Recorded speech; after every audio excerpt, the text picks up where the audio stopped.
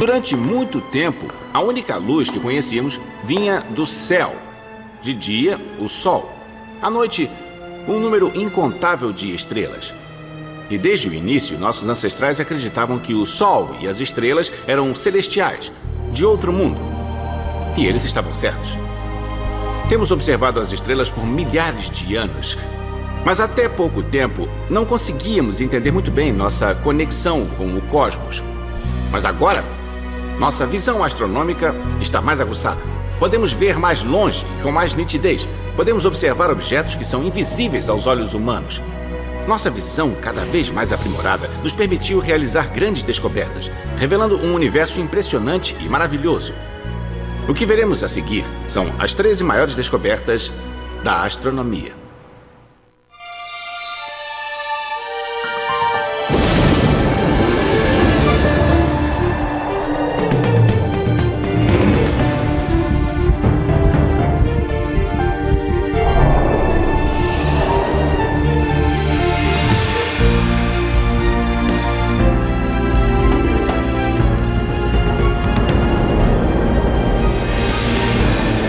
As 100 maiores descobertas da história. Astronomia.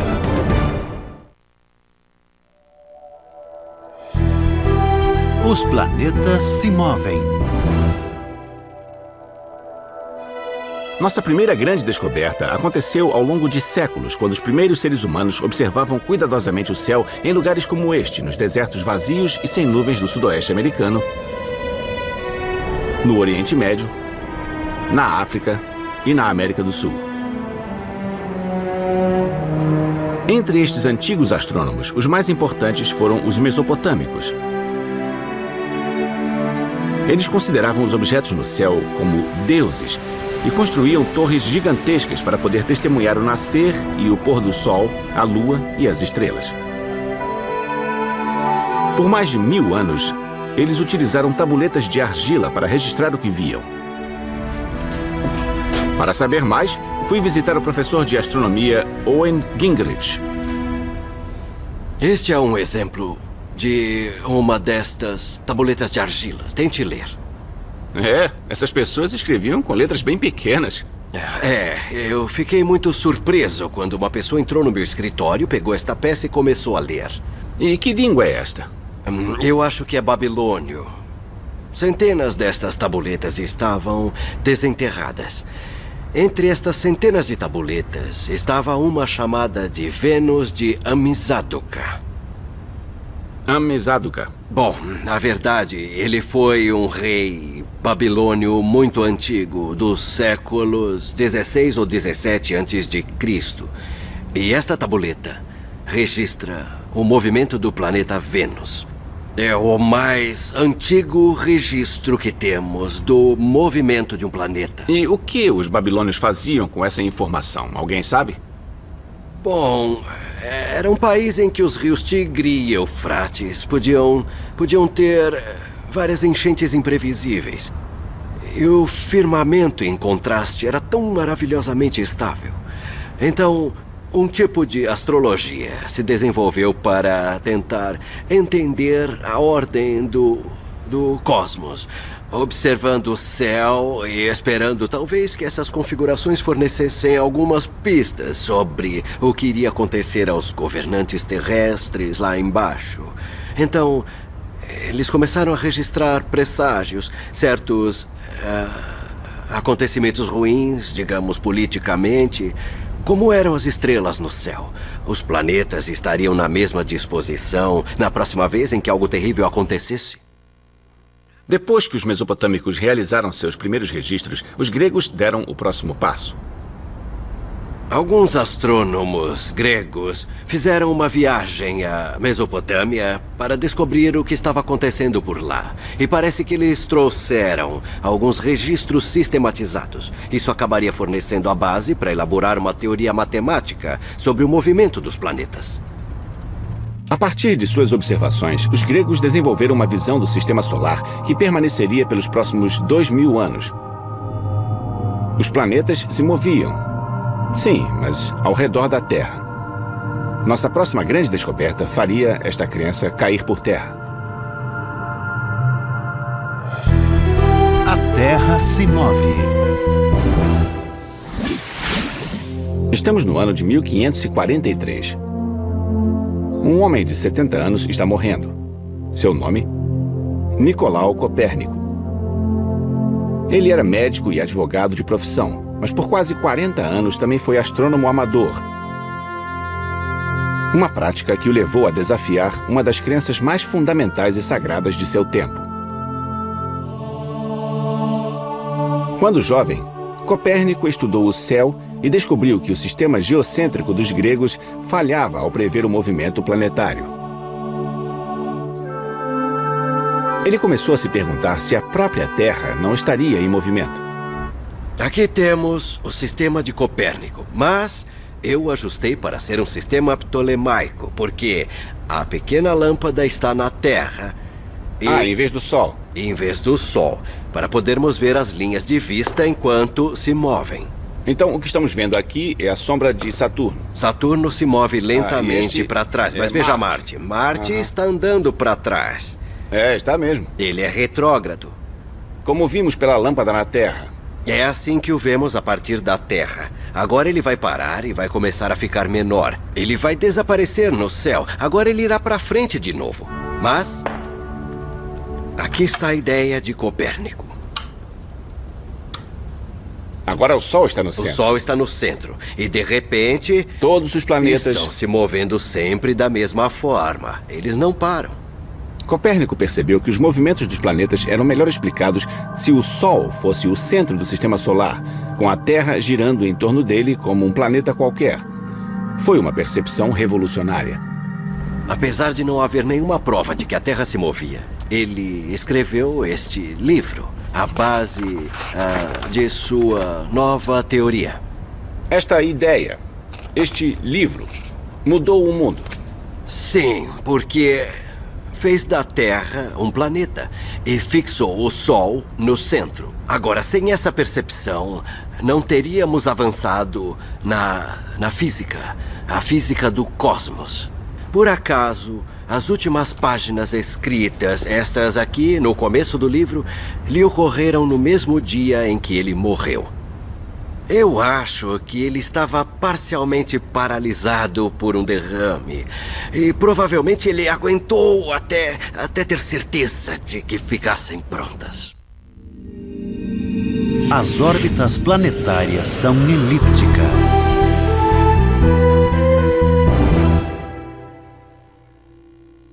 Todos, dos gregos a Copérnico, presumiam que as órbitas dos planetas tinham que ser circulares. Mas em 1571, o matemático alemão Johannes Kepler derrotou esta suposição com nossa próxima grande descoberta.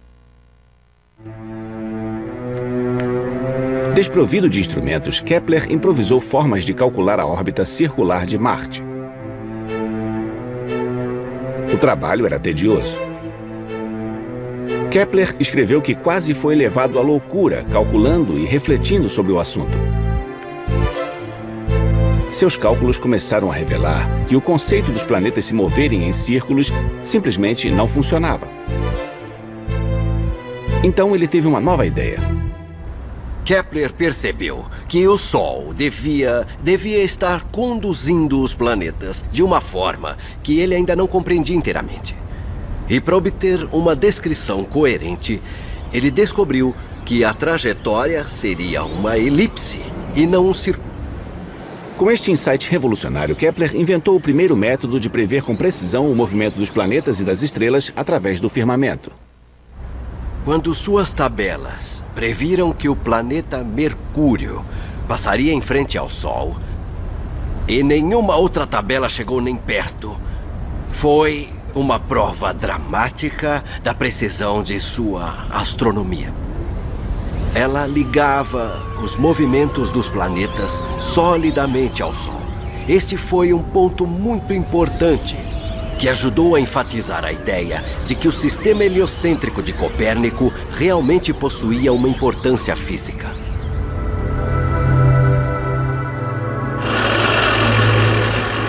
Apesar do sucesso da teoria de Kepler, muitos não acreditavam que o Sol poderia ser o centro do sistema solar. Mas o golpe de misericórdia na antiga crença viria de um homem que, assim como Kepler, preferia usar provas obtidas pela observação para sustentar suas teorias. E este homem era Galileu Galilei.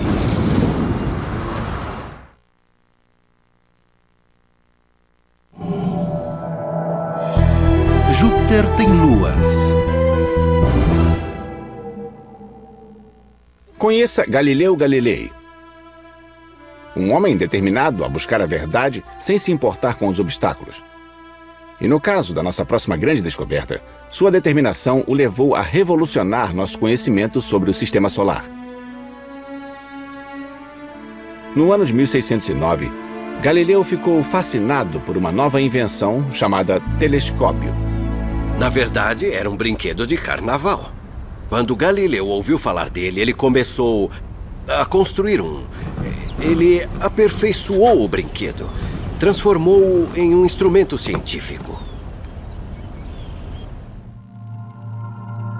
Galileu apontou seu telescópio para o céu e foi o primeiro a ver as montanhas da Lua e os aglomerados estelares da Via Láctea. E então teve uma visão extraordinária. Um grupo de estrelas brilhantes e pequenas dispostas ao redor do planeta Júpiter.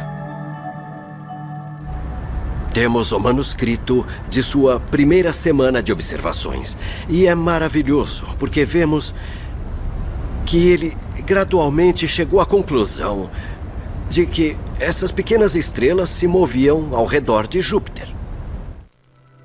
Este foi o momento da descoberta. Galileu percebeu que aquelas estrelas, na verdade, eram 4 luas orbitando Júpiter. Ele então percebeu que estes pontos em movimento estavam orbitando um planeta. Eu costumo dizer que ele inventou os satélites. Você pode dizer, esperei, eles estavam lá? Como ele poderia ter feito isso? Ele inventou a ideia de que eles se moviam ao redor do planeta. Aqui está a prova de que Copérnico estava certo sobre a estrutura do Sistema Solar. Se luas poderiam orbitar Júpiter, então a Terra poderia orbitar o Sol. E a descoberta de Galileu demonstrou que o conhecimento em astronomia só poderia avançar por meio da observação. Uma teoria só poderia ser viável se fosse sustentada por fatos, como nossa próxima grande descoberta.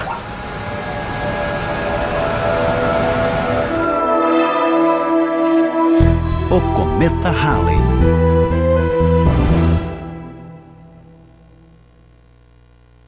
Durante séculos, os cometas foram considerados arautos do mal.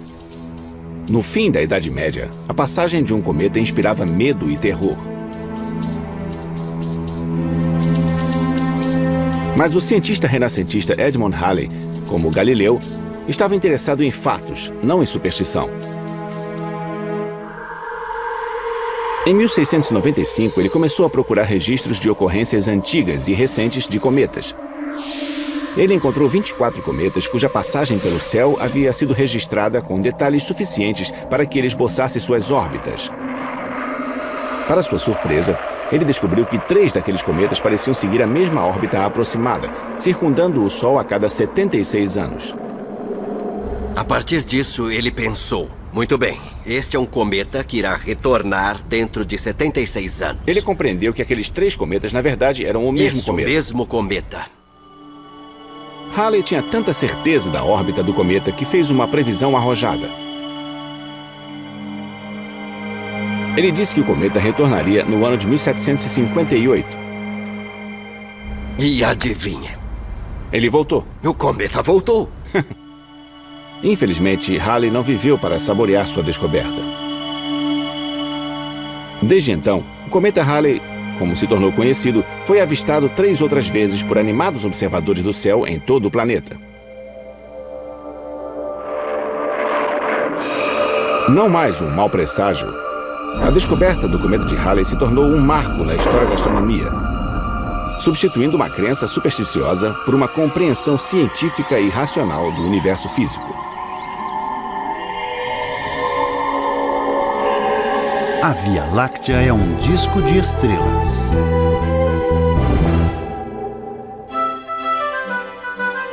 No século XVIII, William Herschel foi um músico clássico cujo amor pela astronomia fez com que desistisse da música e voltasse sua atenção para o firmamento, preparando o terreno para nossa próxima grande descoberta. Quando ele descobriu que o preço de um telescópio de refração era salgado demais para o seu bolso, ele decidiu construir um. Ele se tornaria o mais fabuloso e preciso construtor de telescópios de sua época. Ele utilizava seus telescópios para analisar metodicamente o céu, catalogando tudo o que via. Ao vasculhar o céu, ele se deparou com um objeto que parecia ligeiramente diferente, e era um novo planeta. Ah, é mesmo? E que planeta era esse? Era o próximo planeta depois de Saturno, o planeta Urano. Urano foi o primeiro planeta a ser identificado em mais de 3.500 anos. Mas encontrar um novo planeta não era nada, se comparado ao objetivo mais ambicioso de Herschel. Ele construiu um poderoso telescópio de 6 metros, depois dividiu o céu em segmentos iguais e começou a contar sistematicamente as estrelas em cada quadrante. Era uma tarefa minuciosa e monumental. Lentamente, a contagem de estrelas de Herschel começou a revelar algo extraordinário. A Via Láctea era muito maior do que se pensava. Era um gigantesco disco de estrelas. Alguns quadrantes estavam abarrotados de estrelas. Um deles, sozinho, continha mais de 250 mil estrelas. Outras áreas mais remotas eram praticamente vazias. A descoberta de Herschel foi uma revelação. Este é um modelo razoável da Via Láctea como a conhecemos agora. Mas Herschel só observou uma área deste tamanho, não é? O que Herschel observou era uma área minúscula, talvez deste tamanho. Então era uma parte bem pequena de toda a Via Láctea. Mas mesmo aquela pequena parte modificou o estudo da astronomia. A descoberta de Herschel revelou que nosso sistema solar era apenas uma ilha em um imenso universo em expansão.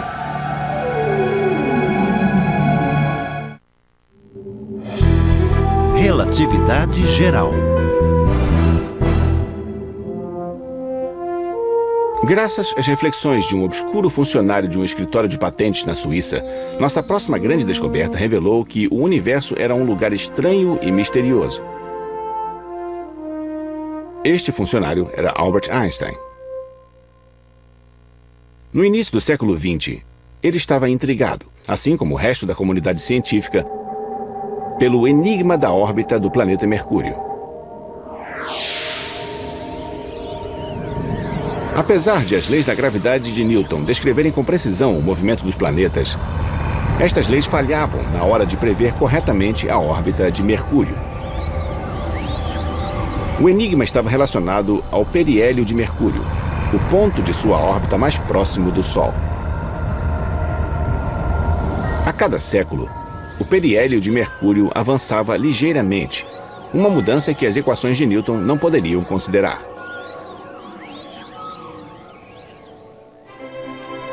Em uma atitude arrojada e estarrecedora, o jovem Einstein propôs sua própria teoria para explicar o enigma da órbita de Mercúrio. E durante o processo desenvolveu uma teoria que refinaria as leis da gravidade de Newton. Michio Kaku é físico teórico da Universidade da cidade de Nova York. Newton dizia que a gravidade viajava instantaneamente através do espaço. E para Einstein, esse era o ponto fraco da teoria de Newton. Ele precisava de uma teoria que pudesse explicar a gravidade, ele precisava de uma teoria que pudesse explicar a aceleração, o zigue-zague e o movimento circular. Devia haver ondas de gravidade, e a gravidade leva tempo para realizar sua mágica. Para se propagar. Para se propagar. Então, se o Sol desaparecesse, levaria 8 minutos para que nos dessemos conta desse fato, até mesmo a gravidade viaja à velocidade da luz. Einstein precisava de um novo conceito que explicasse isso, e esse conceito era a curvatura do espaço. O próprio espaço era curvo, e é por isso que os objetos se movem. Einstein acreditava que seu conceito do espaço curvo era responsável pela alteração da órbita de Mercúrio. Einstein chamou esta ideia de teoria da relatividade geral. Imagine uma cama elástica e coloque uma bola de boliche no meio da cama elástica. A bola afunda na cama elástica. Agora atire uma bola de gude ao redor da cama elástica. A bola de gude irá orbitar ao redor da bola de boliche. A distância, olhando para baixo, Newton diria que existe uma força instantânea invisível atraindo a bola de gude para a bola de boliche. Mas Einstein diria que não há força. Não há atração, há somente a cama elástica. E por que a bola de gude estaria orbitando ao redor da bola de boliche? Porque a cama elástica está atraindo a bolinha. Então, por que estou sentado nessa cadeira? Não é porque a gravidade me prende ao chão, mas porque o espaço me empurra em direção ao planeta Terra. A ideia de que o próprio espaço se distorcia em decorrência da massa era estranha demais e muitos não a aceitaram. Então, um eclipse solar deu aos cientistas a oportunidade perfeita de colocar à prova a teoria de Einstein. Fotografias foram tiradas das estrelas antes do eclipse e depois dele. Estas fotos foram então comparadas com as imagens tiradas durante o eclipse.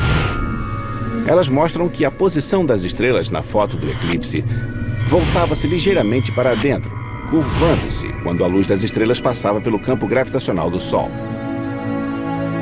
A teoria da relatividade geral de Einstein estava certa. Sua nova grande descoberta abalou o mundo. A relatividade geral emociona qualquer pessoa que já tenha analisado essas equações. Essas equações eram bem maiores, mas respondiam a questões eternas que nos intrigaram desde a primeira vez em que olhamos para o céu noturno e nos fizemos a pergunta: o que tudo isso significa? O universo está se expandindo. A relatividade geral demonstrou que o espaço era mais misterioso do que qualquer um poderia imaginar. Qualquer um, menos Einstein, é claro. Para obter uma compreensão mais nítida deste extraordinário universo, os astrônomos precisavam de mais dados coletados por observação. E isso exigia telescópios maiores e mais potentes, como o que levou à nossa próxima grande descoberta.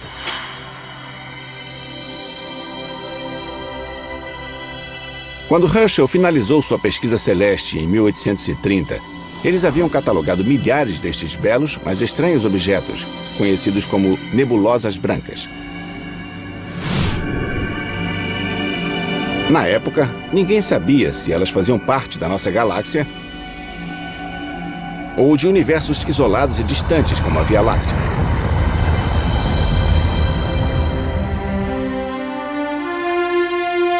Em 1924, o astrônomo Edwin Hubble estava estudando as estrelas em várias destas nebulosas, utilizando um telescópio refletor de 100 polegadas no Observatório Monte Wilson, na Califórnia.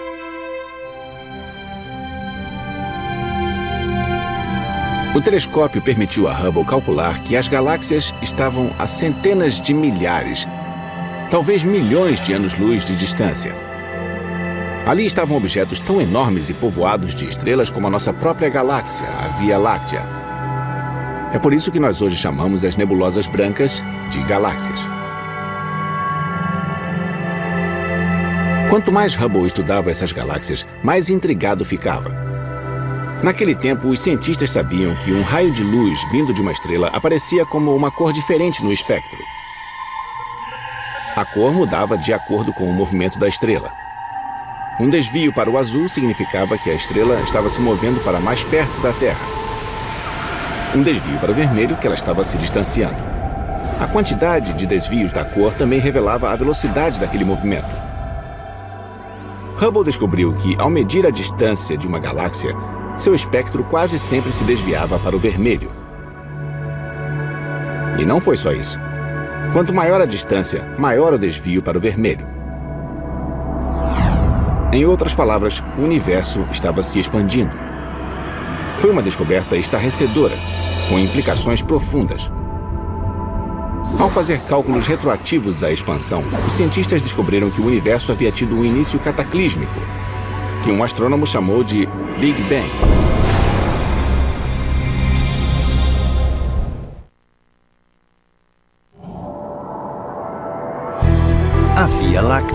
emite ondas de rádio. Após 3 anos depois de Hubble descobrir o universo em expansão, nossa próxima grande descoberta revelou o misterioso objeto escondido atrás da poeira do centro da Via Láctea. Ele criaria um ramo totalmente novo da astronomia, utilizando comprimentos de onda invisíveis ao olho humano. Em 1930, o físico Carl Jansky tinha apenas 25 anos e trabalhava para os laboratórios Bell em Holmdel, Nova Jersey. O trabalho de Jansky era identificar os tipos de interferência que ocorriam em comprimentos de onda de 15 metros, então utilizados em comunicações náuticas e transatlânticas.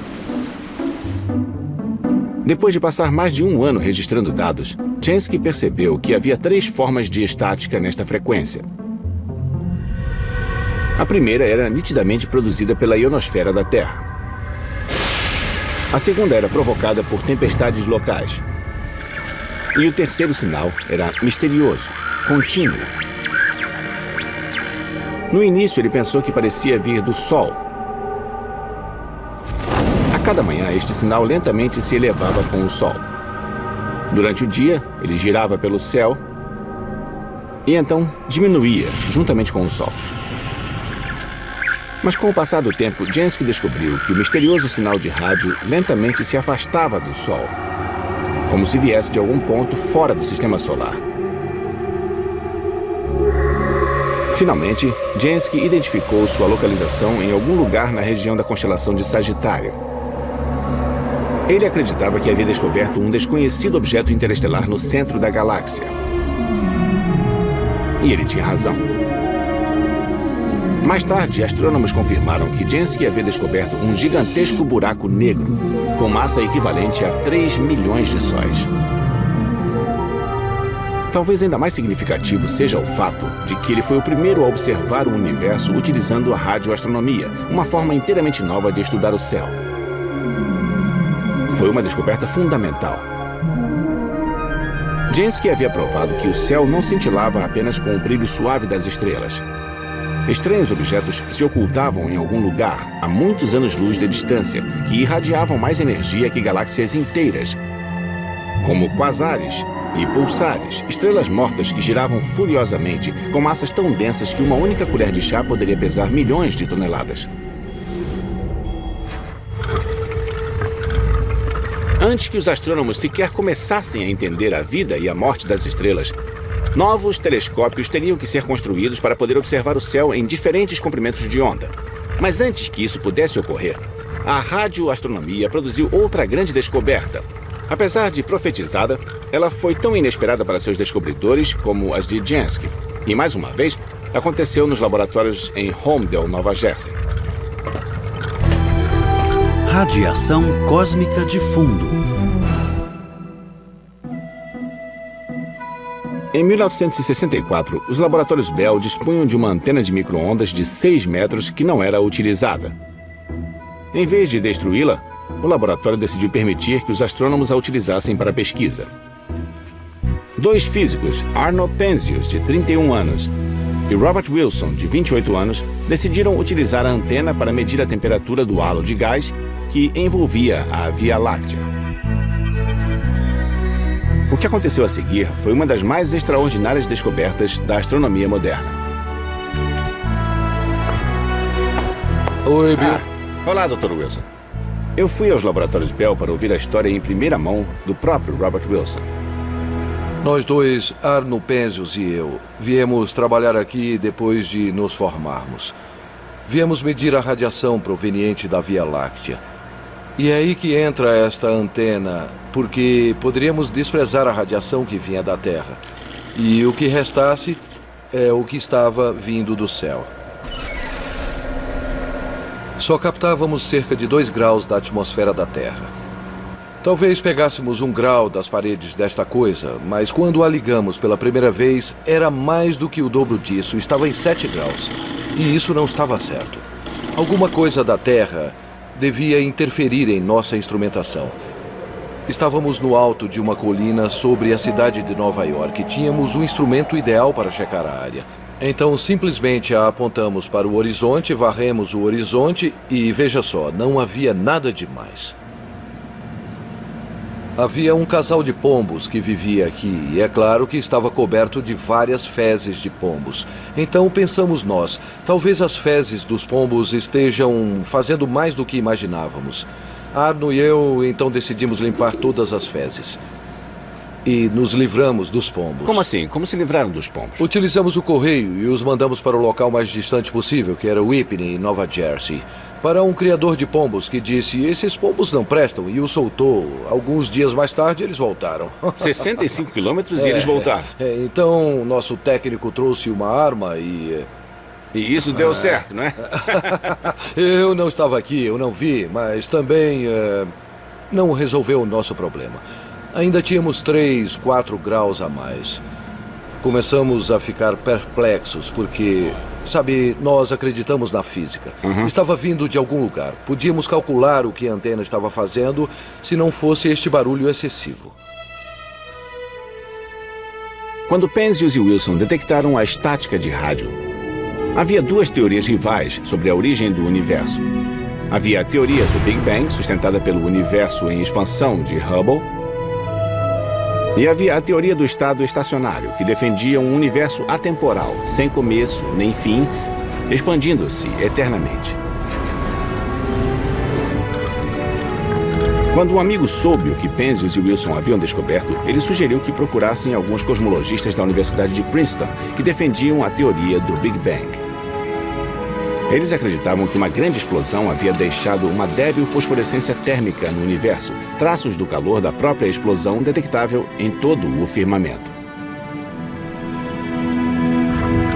E eles estavam prestes a conduzir pesquisas para tentar medir esta fosforescência. Nós os convidamos para cá. Eles vieram e analisaram o que havíamos feito e imediatamente concordaram que havíamos medido o que eles estavam se preparando para fazer. E o que esta descoberta significa? Bom, significa que vivemos no universo do Big Bang e que estamos vendo a radiação emitida 300 mil anos após a grande explosão.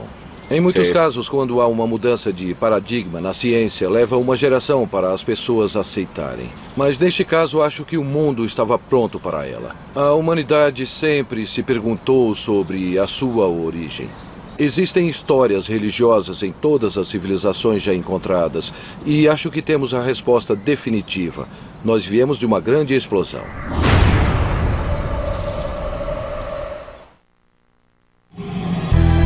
Explosão de raios gama. O advento da era espacial prenunciou uma era de ouro da astronomia, que ainda prevalece atualmente. Esta era de ouro, estranhamente, não teve início no espaço, mas em um momento decisivo nas relações da Guerra Fria, que também contribuíram para a nossa próxima grande descoberta. Em 1960, apesar de um tratado de proibição de testes nucleares, a União Soviética recusou o acesso de inspetores às suas instalações nucleares. Como resultado, os Estados Unidos decidiram monitorar os soviéticos, desenvolvendo um sistema de satélites em órbita capaz de detectar explosões de raios gama produzidas por explosões nucleares. Como os detectores dos satélites podiam ser orientados tanto para cima quanto para baixo, os cientistas decidiram usá-los para observar se as supernovas produziam raios gama quando explodiam. Entre 1969 e 1972, eles detectaram evidências de 16 curtas explosões de raios gama espalhadas pelo céu. Só havia um problema. Nenhuma das explosões guardava uma correlação com quaisquer eventos conhecidos ligados às supernovas. E o mistério se aprofundou. Durante as próximas 2 décadas, os astrônomos detectaram uma média de uma explosão de raios gama por dia. Mas cada explosão acontecia tão rápido que os astrônomos não conseguiam mirar o telescópio em sua direção a tempo. Finalmente, os astrônomos começaram a solucionar o enigma com a ajuda do telescópio espacial Bepo-Sax, projetado especificamente para detectar explosões curtas de raio-x e gama, identificando sua localização com precisão. Em 14 de dezembro de 1997, o Bepo-Sax localizou uma explosão de raios gama, o que levou às primeiras fotografias de uma explosão em comprimentos de onda diferentes dos raios gama. Para sua surpresa, os astrônomos descobriram que a explosão havia ocorrido em uma galáxia há 12 bilhões de anos-luz, uma das explosões mais poderosas do universo. Desde então, dezenas de explosões de raios gama foram documentadas de forma similar, todas tão poderosas e distantes como esta.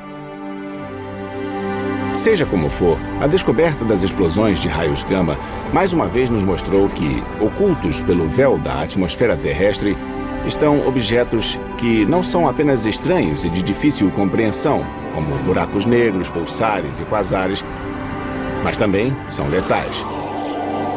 Hoje, as explosões de raios gama podem ser a possível causa dos antigos eventos de extinção que assolaram a Terra. O cientista Sir Arthur Eddington certa vez afirmou: o universo não é apenas mais estranho do que imaginamos, é mais estranho do que somos capazes de imaginar.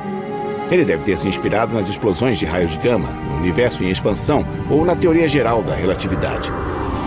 Também acabou se tornando a descrição perfeita da nossa próxima grande descoberta. Planetas orbitam outros planetas. No passado, teria sido impossível para os astrônomos imaginar a descoberta de outros sistemas solares com planetas como o nosso. Mas hoje, os astrônomos já podem fazê-lo graças a potentes telescópios terrestres e espaciais, como o do Observatório Lick em Mount Hamilton, Califórnia, onde Geoff Marcy se dedica a descobrir novos planetas. Como se encontra um planeta ao redor de uma estrela?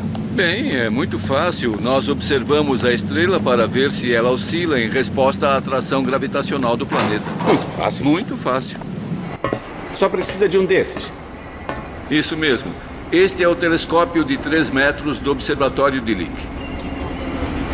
Por definição, planetas não produzem sua própria energia, eles brilham pela luz refletida. Mas eles têm 1 bilionésimo do brilho de sua estrela, então não dá para vê-los mesmo com Hubble. Precisamos de um truque, e aí usamos este telescópio.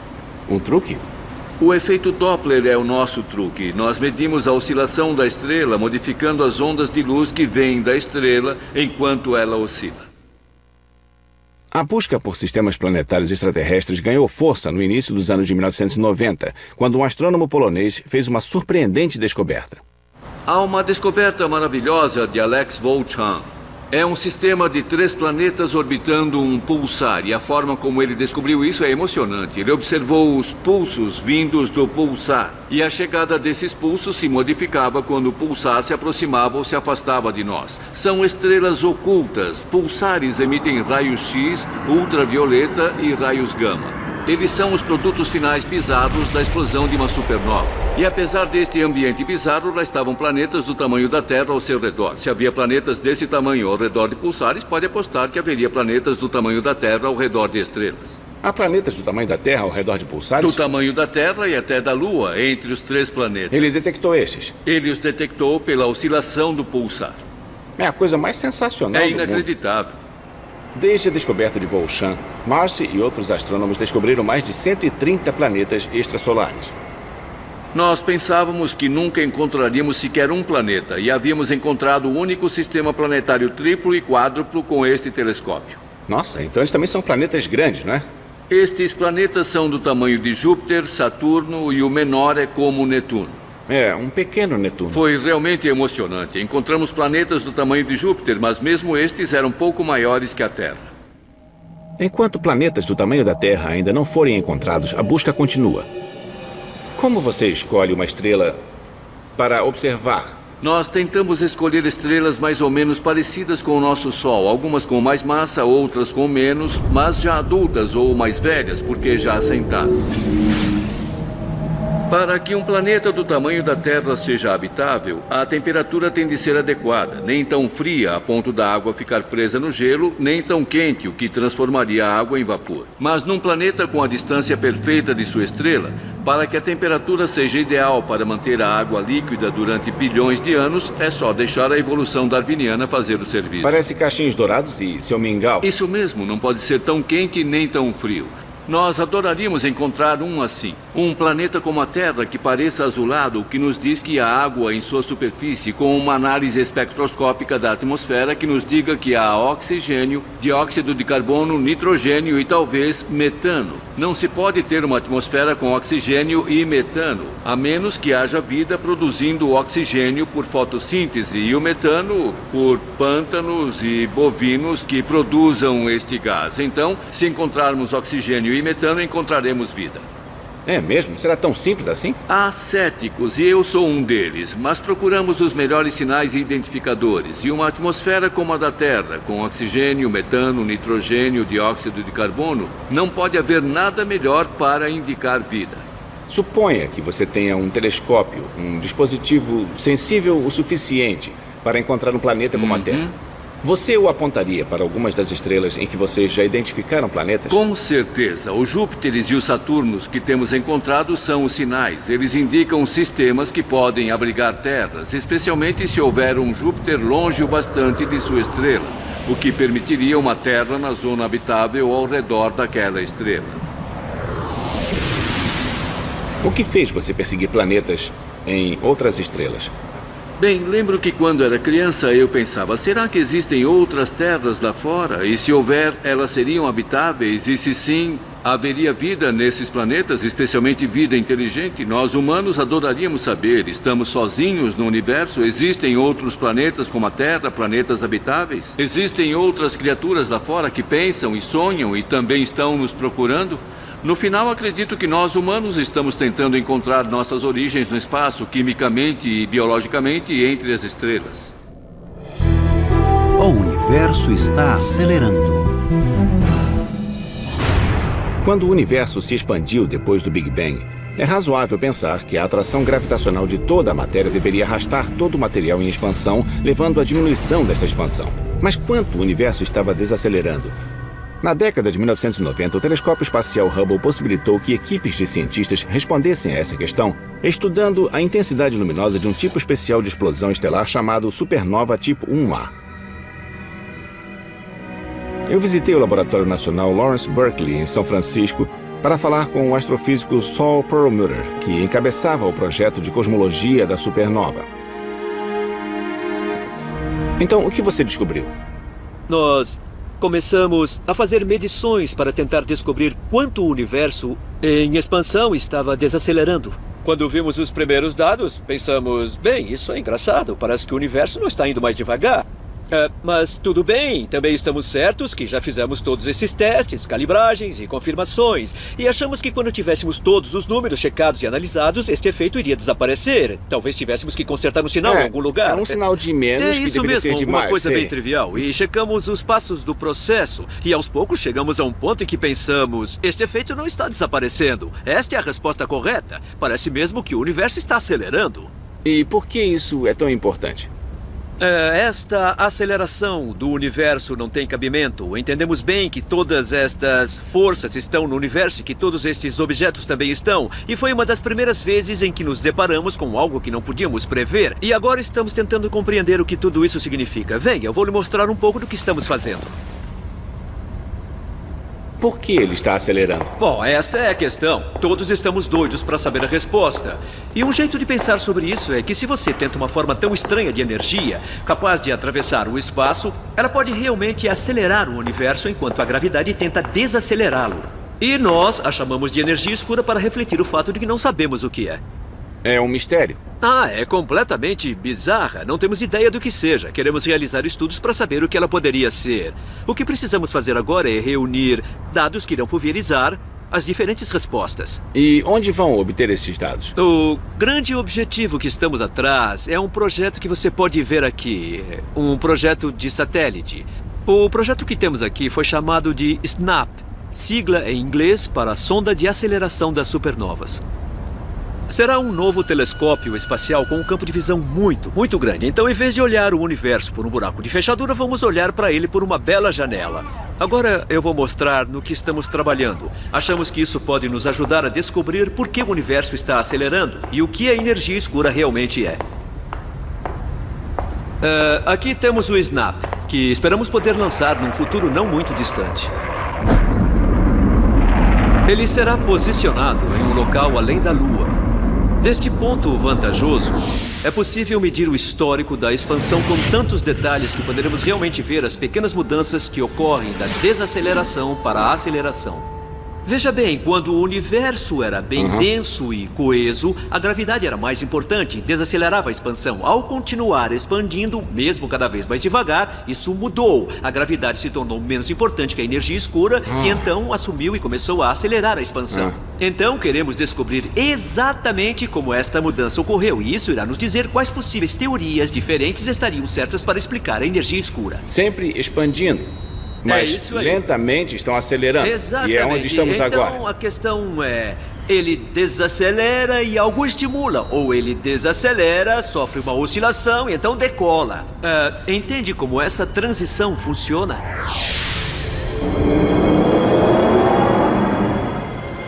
Assim como os antigos astrônomos, os cientistas modernos descobriram algo sobre o cosmos que ainda não conseguimos explicar.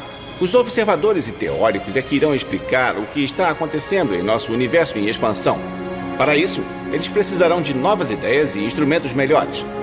Quer este mistério seja solucionado logo ou em um futuro distante, uma coisa é certa. Continuaremos a observar o céu para entender nosso lugar no cosmos. Vamos continuar a explorar, compreender e descobrir. Versão brasileira Vox Mundi.